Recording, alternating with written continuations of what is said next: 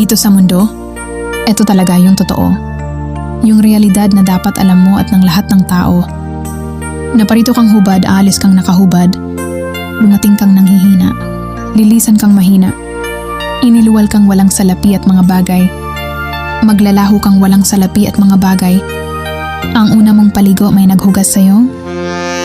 Ang huli mong paligo may maghuhugas sa'yo. Ito ang buhay kaya bakit labis ang mali siya. Ang inggit ang pagkamuhi. Ang galit at pagkamakasarili. Maging mabait sa lahat. At gumawa ng kabutihan. May hangganan ang oras natin sa mundo. Huwag sayangin sa walang kabuluhang bagay. Manalangin at higit sa lahat, wag nating sasambahin ang pera. Dahil kahit anong dami ng pera mo o ng ari-arian mo, kapag binawi ng Diyos ang buhay mo, iiwan mo rin yan at hindi mo madadala sa iyong pupuntahan.